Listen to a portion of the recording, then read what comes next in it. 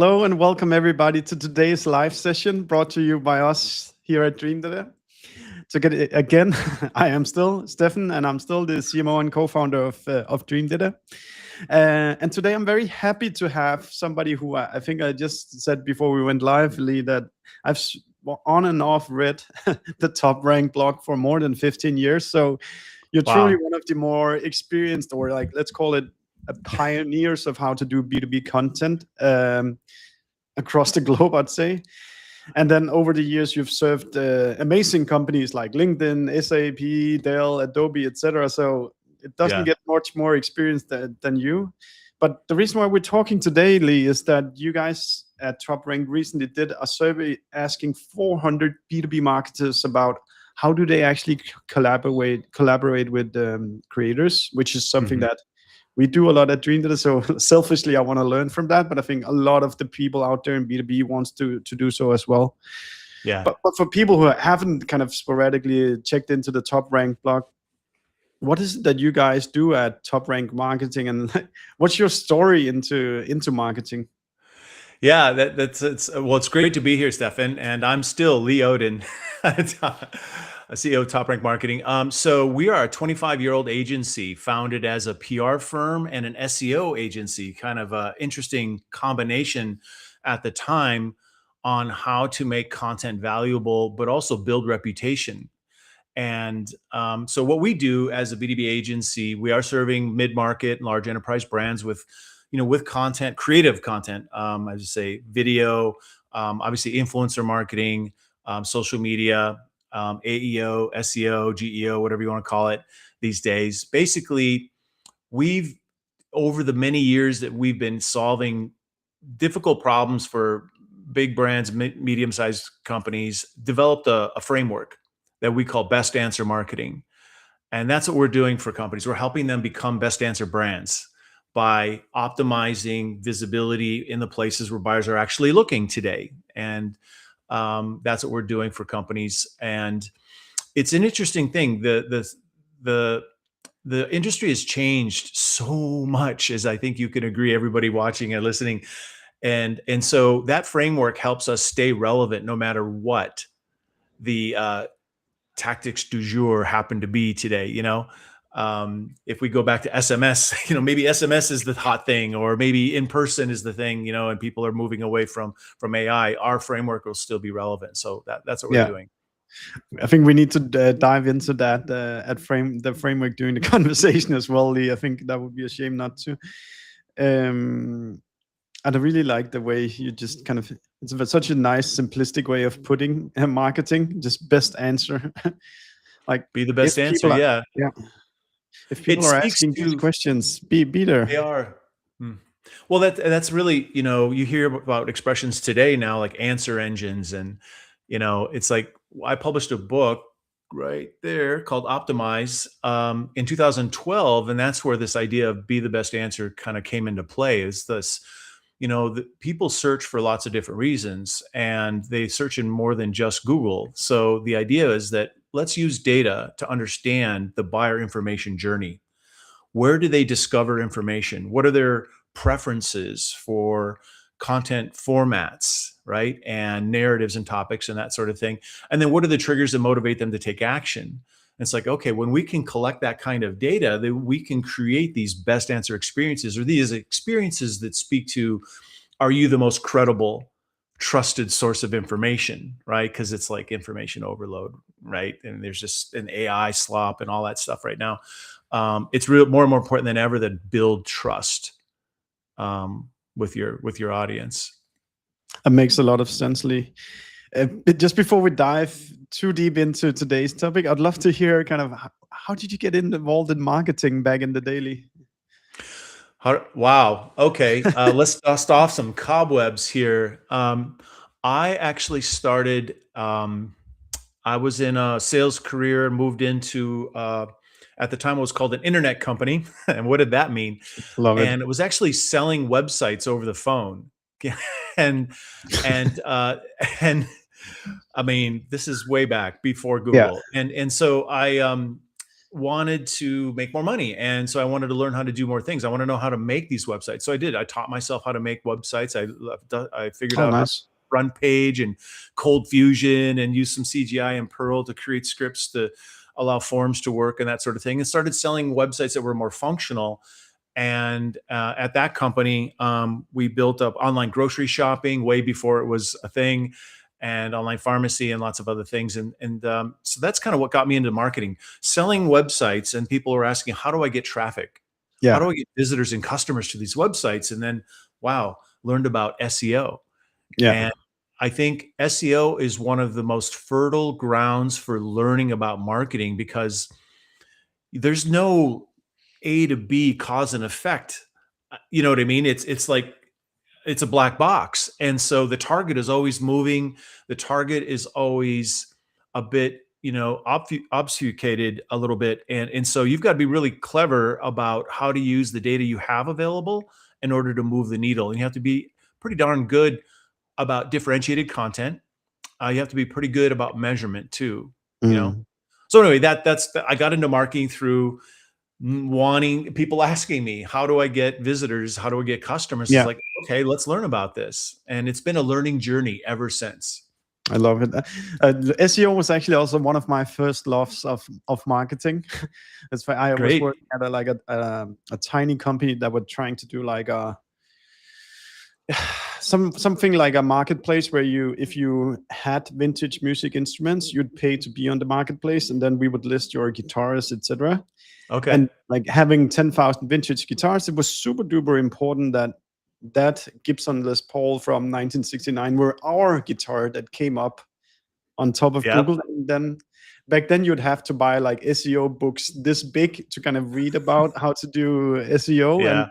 But little by little, you also find out that there are certain mechanics, there's certain lessons that are true. And if you Right. follow these lessons, you'll also see, you can even in Google Analytics back then see which keywords were actually climbing. Yeah. Those were the Yeah. days.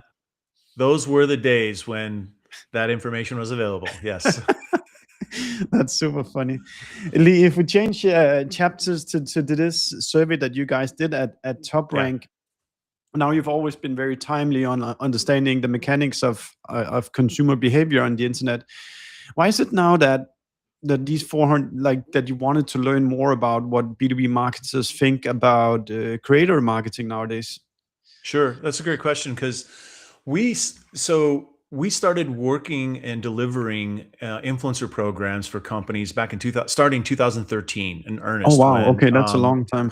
Dell engaged us to help add influencer voices to a property they called Tech Page One at the time. They wanted it to be the Forbes of the IT industry. So they had a lot of moving parts, and influence was one part of that. And we were doing things for Content Marketing Institute's Content Marketing World Conference and helping use the speakers as influencers to help promote the conference and creating really clever content. So this is back in 13, 14. But back in 2020, it was like, we're evangelizing this thing that we're actually doing for companies like SAP and others at the time. And we wanted to get more data about what else is happening. So we published our first report, Stefan, in 2020. And I'm pretty sure it was the first influencer marketing report specific to B2B at the time. It must be. And if it wasn't the only one, it was one of the very, very few. And there are more now. But so since 2020, we've been publishing reports, not every year, but we've been doing, and it's served a couple of purposes. One, of course, as surveys do, they create benchmark data. And this benchmark data is something that we bring to our clients. So this is something that we have that nobody else does. But we also bring it to market, as you do, to help rising tide lifts all ships, right? There's a lot of, not misinformation, but there's just a lot of confusion about emerging disciplines, right? And so when we can collect data from people who are actually implementing it and then share that data and also contextualize it, when we publish our reports, we include commentary from people that work at B2B brands who are actually doing this, right? Yeah. And so this report where we collected data with our partner Ascend2 in 2026. We're calling it the 2027 report, as you do, right? It's Q4, pretty much Q4, close enough to Q4. That we wanted to get a fresh look at what all the changes are, and so we can we have this opportunity in the report to compare year over year what has changed, but we're also looking ahead and we're looking to the future, and it's pretty insightful. It can help to think how underpriced these influencers must have been 5 years ago. Oh my goodness, yes. This is something. The good ones they're up there. So here's a sort of subjective stat I'll give you. This isn't from the research report, but it's like, I would say 5 years ago, 60 to 70%, 60%, 70% were organic engagements. That means the value exchange was brand reaches out to influencer and says, hey, we'd love to have you be a part of this thing we're doing. We'll pay for your travel, but we're not going to pay you, and you'll get access to information that you can then share with your community. And they'd say, yes, 60, 70% would say, yes, that organic activation was good to go. 30, 40% were people that had to be paid. Now I think it's 80, 20, 80% paid, 20, not even 20% organic, really. There are certain tactics that we use for our clients that are organic and unpaid, but they're relationship building types of activities. They're not demand gen activities. Those tend to be paid.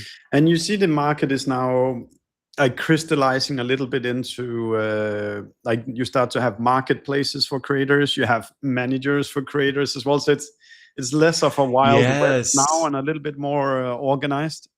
Yes, it's interesting. Yeah.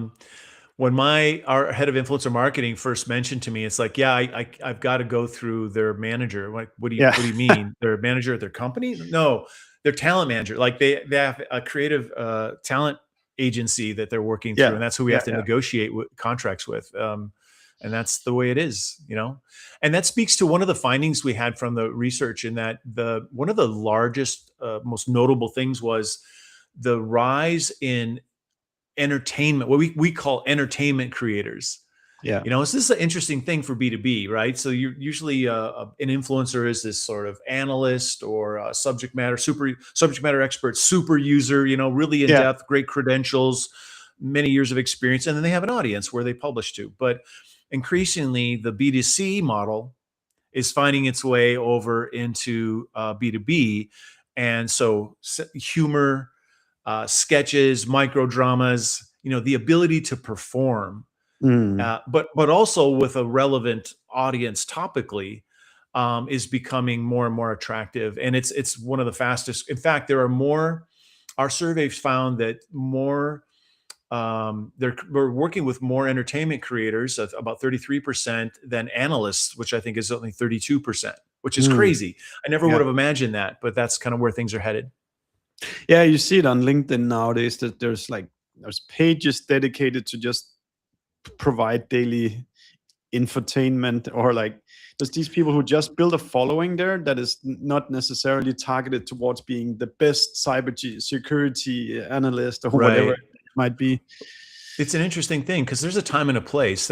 So when the dust settles of the romance of these famous creators who could be actors in Hollywood, but instead they're being a creator. When the dust settles off of that and you look at the data and you're like, okay, what's the ROI, right? And so one size fits all is a really dangerous trap to fall into. And they're very, like I said, it's a very romantic notion that your brand can be associated with this really famous person. And there's a time and a place for that in the awareness bucket. But when it comes time to engagement and conversion, that's where we need to lean a little more on those traditional influencers who have deep domain expertise, and the practitioners have respect for them, not because they're charismatic, but because they have proven themselves to be someone who's solving difficult problems, who can give credible and consistent, solid advice.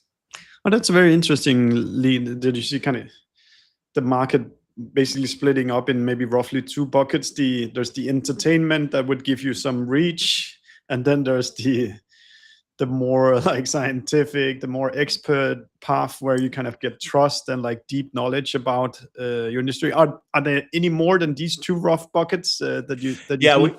we have multiple archetypes that we've developed. So, Yeah, in making sense, so the landscape of what influence looks like and what a creator looks like is always emerging, especially yeah, as everyone is not only empowered to publish, because we got these things which are computers, right? And with mm, AI and creative tools, people can output a lot now. And so we developed these archetypes to kind of help us understand categories of behavior. And we map those categories of behavior according to the expectations of the campaign. So, a lot of people start, well, I want an awareness campaign. We're entering a new market. We want to be relevant in the market as fast as possible. And so how do we do that? Well, obviously, you're not going to do that with, an engineer with 1,000 followers on LinkedIn who's only publishing once a month. You've got to do that with someone who has far greater reach, but at the yeah, same time, they need to have a level of credibility. So usually, we'll partner a professional creator is what we would call that archetype, with a subject matter expert.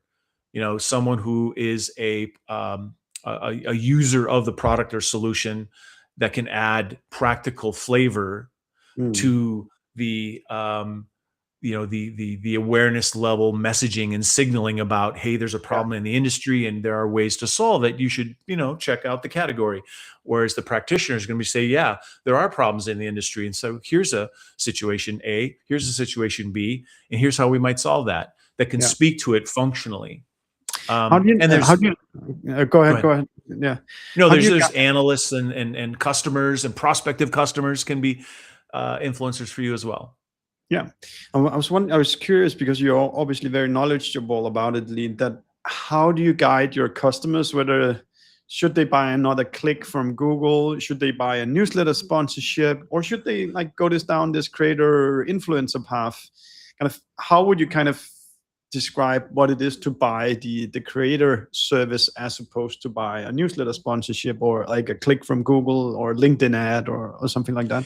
Yeah, that's a really great question. And there's an economics aspect to that, in that with a newsletter sponsorship, which we highly recommend influencer newsletters to be a channel. So Yeah, I newsletters in agree. particular are quite effective. But when you're running an ad, when you're buying an ad, obviously there's a certain mechanism to that, an expectation. So it's not ephemeral, but it's just like, you run the ad and then it's done. Like, Yeah, all right. Well, in the case of an influencer, now if you're paying the influencer, you've got an upfront fee, and then you might have a licensing fee for repurposing that content. But when you can repurpose that content, you get so much extra hang time. You get so much, and you can get extra distribution as well. Um, and some of what comes into this is whether the context for the activation with the influencer is part of like an individual campaign, or are you engaging them on an ongoing basis? Like perhaps you've contracted them for multiple months or even longer than that. yeah. Um, when you buy an ad and you have a placement, pay per click or whatever, it's that moment that you're buying, and that's great. And you should do Mm, that. In fact, when you have influencer content, you might buy ads to amplify the influencer content. yeah, But when you partner with influencers, if you have an expectation to be relevant in the marketplace in a way that compounds, relationships are the way to go. yeah, And also because you can repurpose that content in a lot of different ways and get extra value. So the fleeting momentary ad buy, yeah, there's a time and place for that. But there's also, if you want to be relevant in the marketplace with people that your buyers actually trust and pay attention yeah, to, then the influence would make sense to play a role in the marketing mix. yeah, yeah. You benefit from the trust that the creator have built up over time with his or her audience. And if that creator kind of decides to work with you, well, that must mean to that audience that this brand is maybe something that I should be trusting and have a conversation with. Well, yeah, and it can be a lot more directed too, in that, like when we bring on influencers for a client campaign, there's a strategy, there's a documented strategy. Why does influence matter to achieve these stated objectives. What Yeah, role maybe do just let's pause there, Lee, and yeah. say, just do a pitch for why you sometimes chooses to do an influencer campaign as a brand. Well, again, a common one is entering a new market, right? Whether it's from abroad, like outside the US into the US, is we get a lot of those lately, Yeah, or a launch of a new product. Um, Companies that have received certain kinds of recognition, especially, maybe like a Gartner Magic Quadrant type of thing. And, yeah, the problem with that is that the report is gated and there's very strict limitations about what you could say. But yeah. if you have influencers describe the situation, that's very different. And so you can get some expanded visibility Love it. there. Yeah, So influencers can play a role across the entire customer sales cycle in the way that an SEO savvy person would think about, okay, in the old days, I've got awareness, engagement, conversion, I've got keywords that are specific to these moments during the buyer journey. yeah, As you think about, as a metaphor, that you would optimize for those keywords at different stages of the buying cycle, you can also optimize for influencer trust by yeah, having the right kinds of influencers associated or co-creating content with you to deliver those messages in a credible way. It's like, what good is it to be visible in LLMs, or what good is it to be visible in AI overviews or Google search if people don't trust what they find? yeah, And so it can be an instrumental part of business KPIs, not just in terms of raw MQL, SQL, but also like shortening sales cycles, right? Increased order volume, the speed at which buyer prospects move through the sales cycle can all be facilitated by the level of trust that you've been able to impart through these third-party credible voices. yeah. And so the icing on the cake is AI. The icing on the cake of all of this is AI visibility that can be influenced by, ironically, influencers who are creating as entities that are identified or recognized as authoritative on certain topics. Having them publish about you, Yeah, having multiple credible influencers publish about you, yeah, creates consensus about you as the best answer for the thing, and then LLMs will pick you, and yeah. it's a wonderful relationship.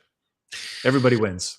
Yeah, no, I so often think about Seth Godin's Tribes book when I think about marketing, because like in B2B, you have the opportunity that you don't have to go to market globally to everyone in the whole world.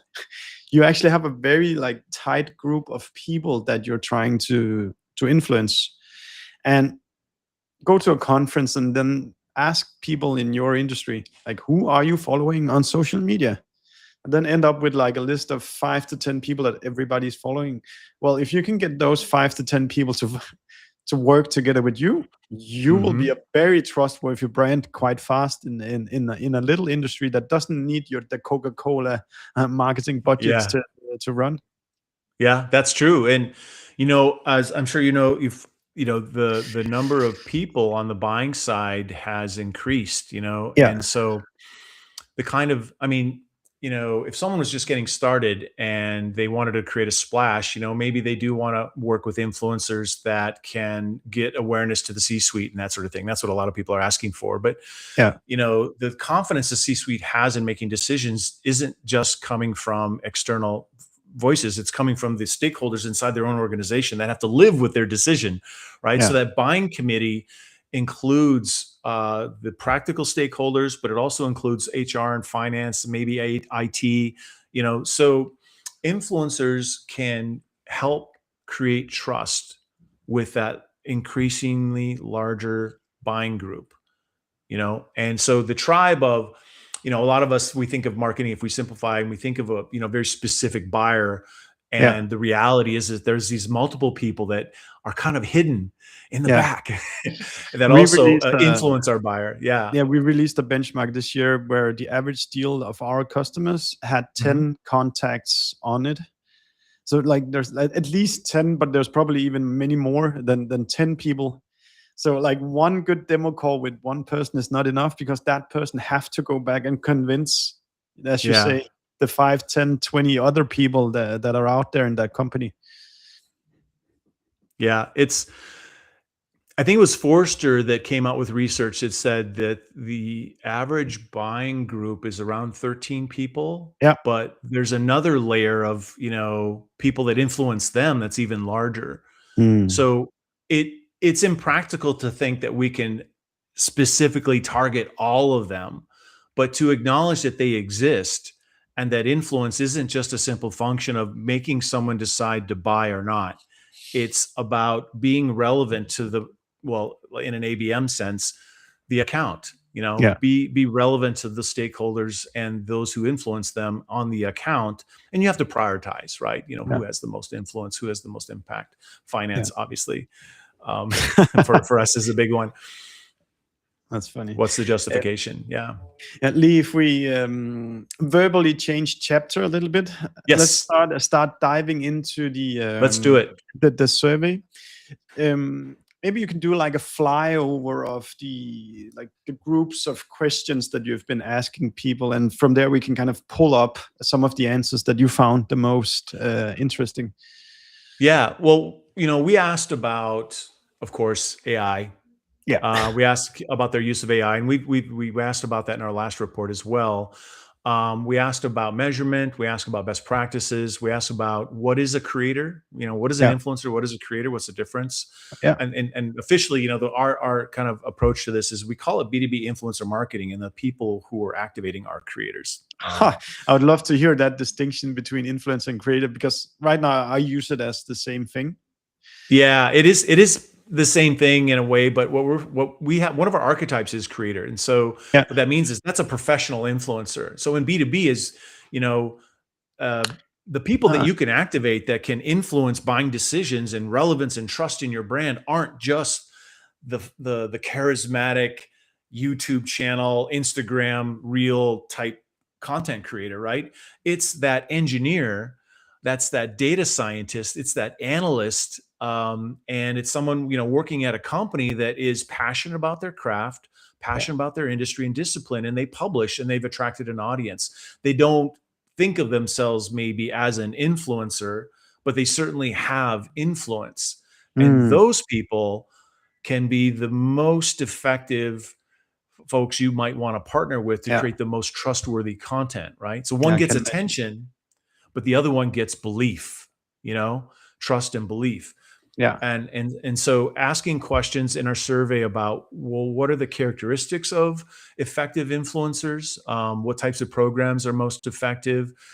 We ask questions about trends, things that are year over year trends in terms of, like always on is a narrative that we've revealed a long time ago and have been holding on to ever since. And just is there a difference between those who launch intermittent campaigns, like, hey, we've got a new campaign, let's throw some influencers in there, versus those who have a dedicated budget to building relationships with influencers? They don't activate them all the time, but they do have a plan that is a year long or 6 months long, and they do have intent on how to work with those relationships as part of the marketing mix. And so we're asking questions about those sorts of things. So really soup to nuts. And we're also, of course, asking about the future. Yeah. If we then dip our toes in kind of what were some of the things you found interesting from this year's survey?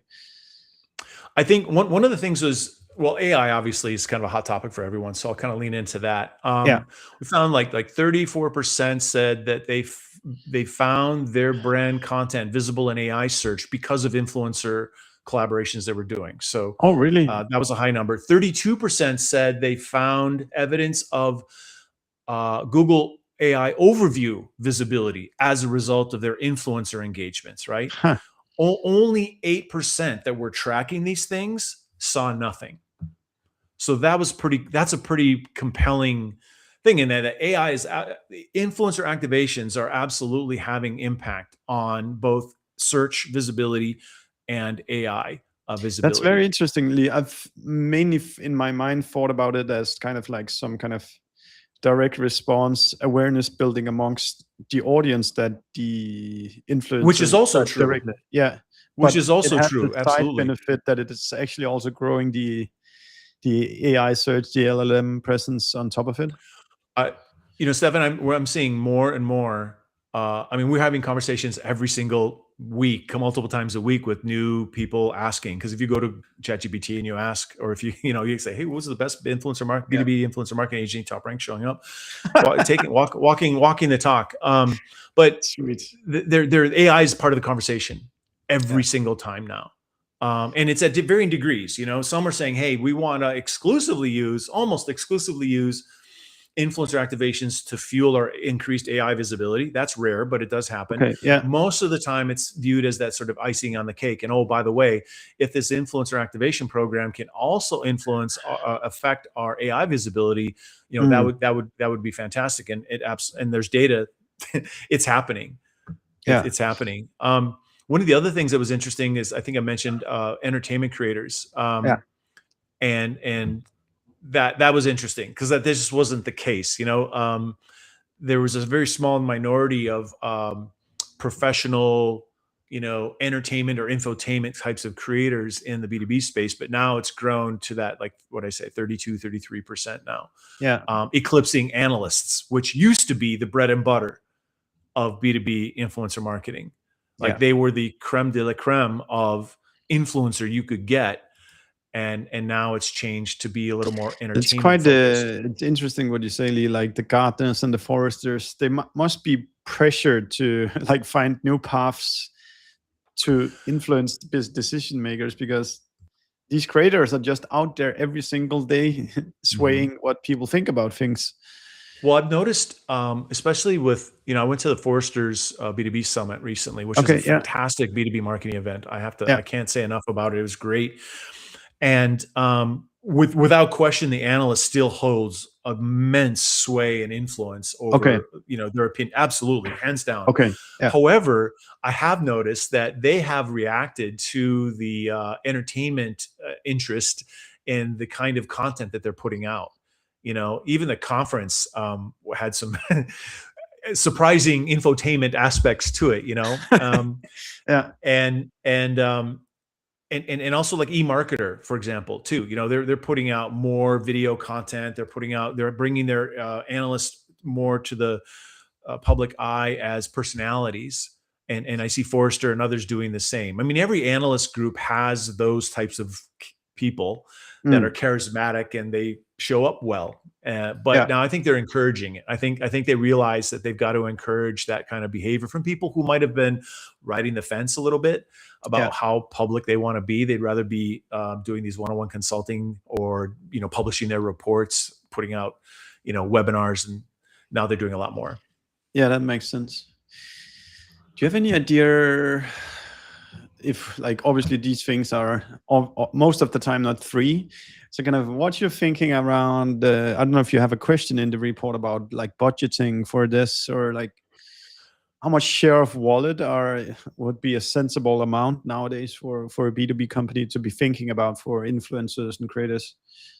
So, as with anything, it depends on the scope of engagement. So, if we're working with, let's say, I'm talking to a tech company, mostly tech companies, where we would engage two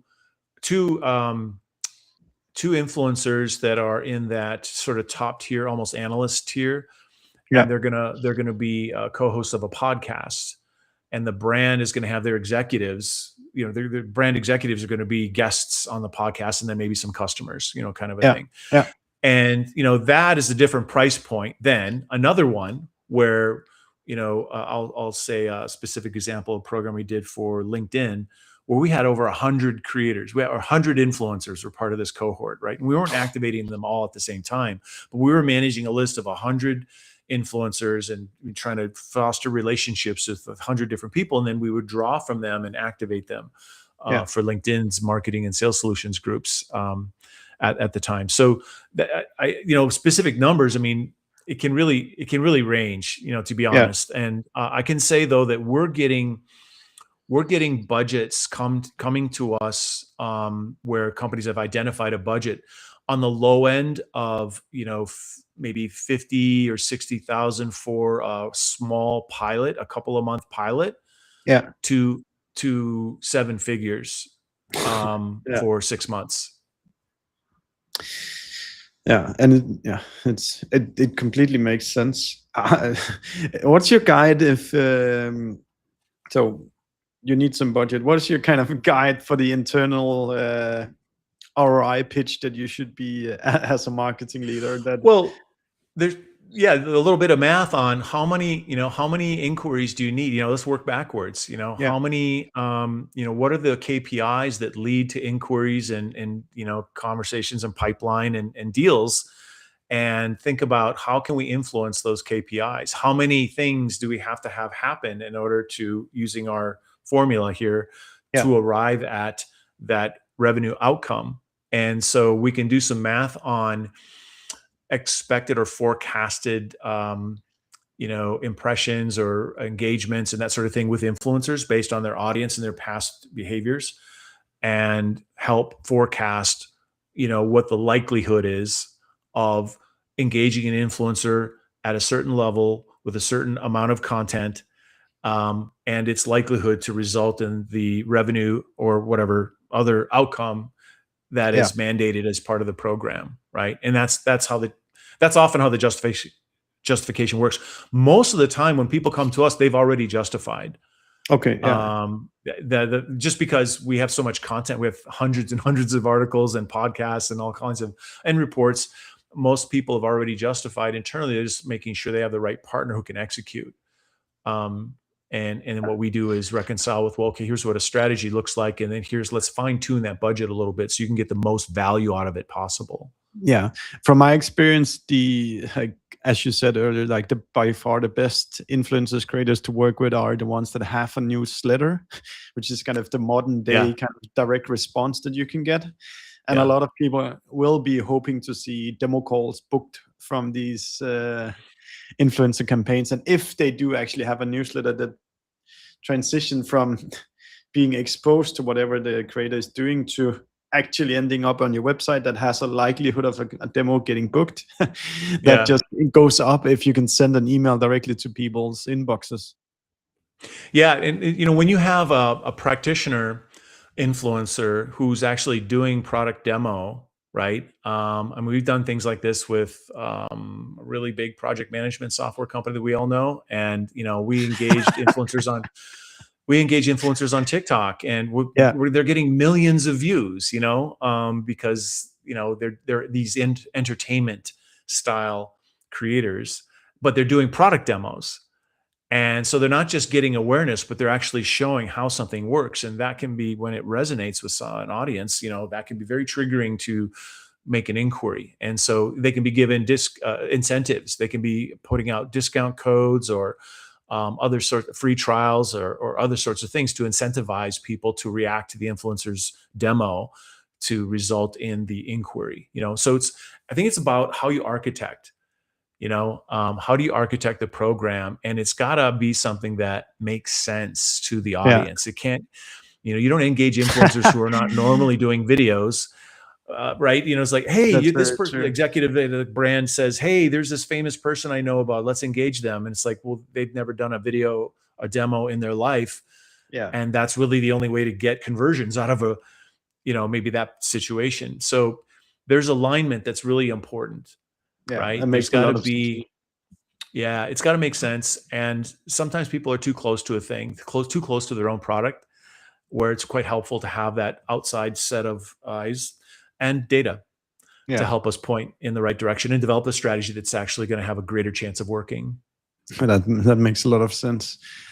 What else, Lee, from the survey that are the talking points in TopRank, you'd say? Well, I think a couple other takeaways are that influence is absolutely working. 93% of the companies we surveyed said their programs are effective, and just under half said very effective. So by and large, people are pretty happy with the investments they're making in influencer programs. The other one is that the year-over-year trend on, or I should say report over report trend in Yeah. the always on approach versus, campaign or intermittent campaign approach continues to persist. 70% of always on programs have rated themselves as being very effective versus 25% of everybody else. So that means, Mm. the 3 times as many companies that are using always on programs are saying we're killing it. Yeah. And versus those who are just intermittently activating influencers, only when they need them, so to speak, as opposed to employing any relationship building activities in between. Yeah, it makes sense. Like you gotta take it seriously, and you need to like learn to do this thing over time rather than just kind of the quick in and out action. Well, yeah, influence is a relationship business, right? I mean, if they don't care, they're not going to share, right? And so for someone to care, yeah, you can pay them some money. That opens the door. But if you can build a relationship where you are talking about, here's how our product, our solution uniquely solves problems for people in the marketplace, and it aligns and resonates with that influencer, not only are they going to do a great job for the paid commitment they've made with you, but they're probably going to organically start advocating for you Yeah. as well, especially if you've worked with them over a period of time. I mean, we have a lot of influencers, they become great friends with our clients, and do business in other ways. It's an investment that can pay compounding dividends as opposed to the more ephemeral thing that occurs with ad buys. How kind of mature do you think this market is now? What I mean by that is kind of like 5 years ago, super immature. How mature are we now? Will it get even more expensive than we're at? Because it's with all these marketing tactics, there's a honeymoon phase where not a lot of people are doing it, but you actually can extract a lot of value. Then a lot of marketers talk about it and everybody starts doing it, and then that drives prices north. Kind of what's your read on that landscape at the moment, Lee? I think we've just graduated high school and we're about to enter college. We're about to enter university. Yeah. And so we're doing crazy stuff during that summer in between. Trying to get ready for the big move to the big leagues or the next phase, and where we're a lot more disciplined and structured, and there are more agreed upon practices and that sort of thing. It's getting a lot more competitive because there's opportunism with growth of any discipline. There's a lot of opportunism. And so there's an incredible number of companies that are doing other things. They were PR agencies, they were analyst agencies, Yeah. they were other kinds of marketing agencies, and now all of a sudden they're B2B influencer or B2B creator marketing agencies. Yeah. So you're saying that's there's fine. Yeah. I'm hearing you say there's still good deals out there to be made. Yeah. Oh, absolutely. Absolutely. Especially with the desire to connect AI and search to influence. And this is something we've been beating a drum on for years, and talking about the intersection of how credible voices, credible entities that are publishing off domain create signals that both search engines and now LLMs can ingest and understand. You said off domain, Lee? What does that mean? Off domain, off of your own website, off of your own. Yeah, off So there. Oh yeah, so you have a company and So you when have their domain. Yeah. Yeah, so it's like mycompany.com. It's great to have influencers contribute to content there. Yeah. And I know the trend these days is to have the influencers only publish on their own channels, which I think if that's all you do, that's fine. But wow, you're really leaving a lot of money on the table if you don't have them also contribute to content that's published on your own site. But when the influencers host newsletters, when they host podcasts, especially video podcasts, love those because there's so many repurposing options. Yeah. Or they publish even blog posts or articles, contributed articles to industry publications. Those signals, those influencers can publish about your company or your company category can be instrumental at the LLM's attempt to understand what are the consistently relevant sources or solutions for a prompt that someone is asking, and so influencers can contribute to those signals when they publish off of the brand domain, and maybe even also, on their own domain as well as anywhere else that they have distribution channels, right? Yeah. And the consistency of credibility is a very, very important for making it easy to be the answer that Google chooses, that ChatGPT or Claude or Perplexity chooses. Yeah, that's maybe a good way to bring it all the way back to the start, because I'd just love to hear kind of the rough sketch of the framework that you talked about in the beginning, Lee, of the Oh yeah, what they call the best answer framework. best answer marketing. Yeah, Best answer marketing. yeah, Yeah. bestanswermarketing.com. No, it came out of, so best answer marketing is based on 6 pillars, right? And it's an architecture or a system that we plug into when we're developing strategies and executing on programs. And so the first pillar is about being data informed, where we're doing audience intelligence, and when it's SEO and whatnot, we're doing audits to collect data.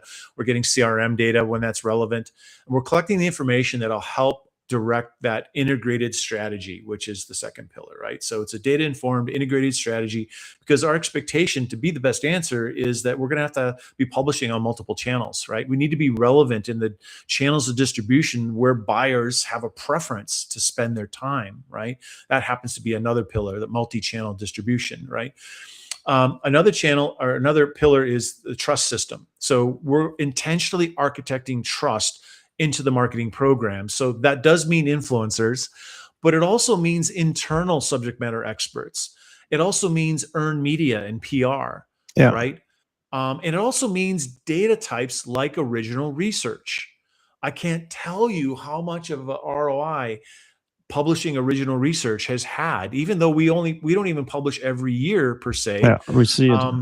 But we really do make the most out of what we do publish, and it's been instrumental in our visibility in the category. So architecting trust as a system is really important and central to this best answer sort of system. And then experiential content is another, meaning that, of course, we're publishing text because LLMs love their text, and so do search engines, but humans increasingly expect to be entertained by the information that they're finding. So video content, real world experiences, podcasts, virtual events, real world events, pretty much anything that's not text, to the degree that it makes sense for us to activate influencers, multiple channels through experiential content, the better, right? And then the last pillar is unified analytics. So we work with like a data warehouse platform called Improvato and Google BigQuery, where we can ingest multiple different data sources into one location, instrument that for the particular program that we're trying to measure. So we can bring that influencers supply like screenshots of their LinkedIn stats, and you've got to turn that into text. Well, we can bring, so we can bring that kind of not organized, unstructured information, as well as Adobe Analytics, Google Analytics, social media monitoring, or whatever paid media, and bring that into one location. That's not always something that we have to do exactly, but it's part of the system to help us understand where are we the best, where are we the answer, and are we the best answer, and is it driving pipeline or not, and what do we have to do when we have a gap, when the answers are, I don't know, or it's uncertain, or it's not performing. I've been able to articulate or scope what the gap is, and then our optimization efforts are focused, as you do, on closing that gap. Yeah, great. Okay, last one or two more questions, Leon, then I'll let you go.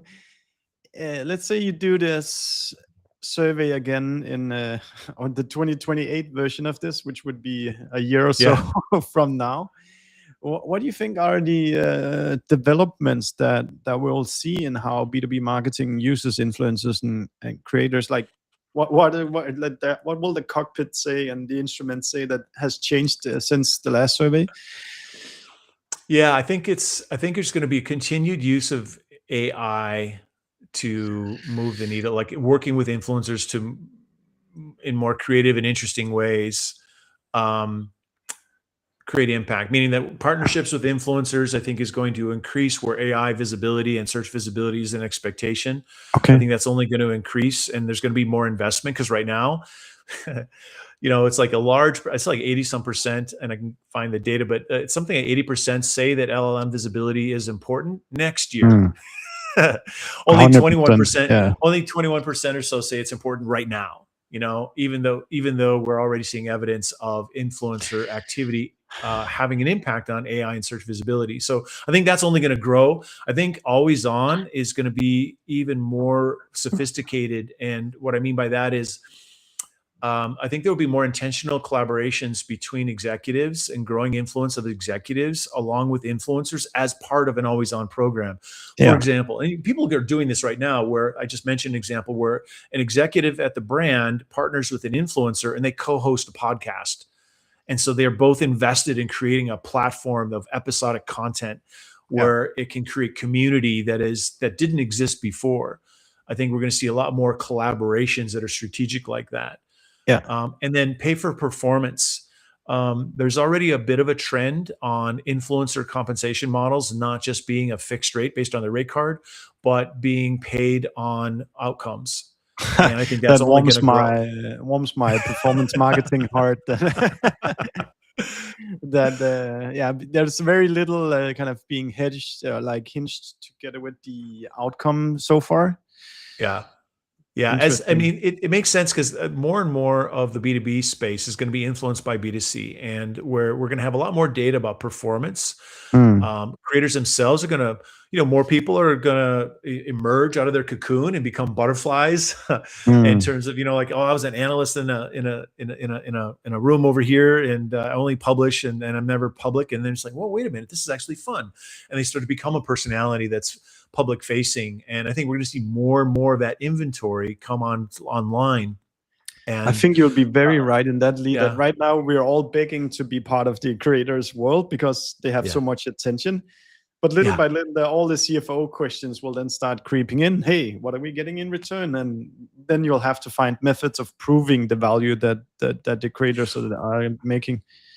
Well, certainly measurement sophistication is going to increase too. There's no doubt about that. And I think creators, I wish LinkedIn had more data available. And they've got their own creator marketplace, but that's a different thing. That's advertising on people who have a job that want to be a creator. That's not the same thing as professional creators out in the wild. Because LinkedIn is a great and highly productive place to activate influencers for B2B, no doubt, no question. But it's not the only place. There's lots of other places where we can activate B2B influencers and creators. Wonderful. Lee, I want to give you the opportunity just to kind of restate, kind of, if people have been inspired by what you say, who's typically the kind of companies that has a great collaboration with TopRank? Sure. We're really hitting a lot of home runs with companies in the mid-market and departments within large enterprises. So mid-market tech companies, especially. Our head of influencer marketing has been with us for just about 10 years. The relationship she's built with tech influencers across the spectrum, from cybersecurity to AI, every platform's AI now, right? Is incredible. And I have to say that this is one of the differentiators for us, besides the benchmark data we have with all these surveys and that unique insight we can bring to our clients, and the depth of expertise that we have, is the relationships, the influencer cohort that we have, that we maintain and manage. Is pretty remarkable. So mid-market companies who are trying to launch a new product or trying to launch into a new market, they want to influence their AI visibility or search visibility in ways that their competitors haven't caught on to yet. Those are great engagement opportunities for us. Wonderful. And thank you so much for your time, Lee. It was really nice to speak with you. And for people who are listening, if you liked our conversation or if you disagree with what we talked about, go in and comment, and Lee and I will pay attention to the comments afterwards. But thank you for your time, Lee, and thank you everybody who's been listening.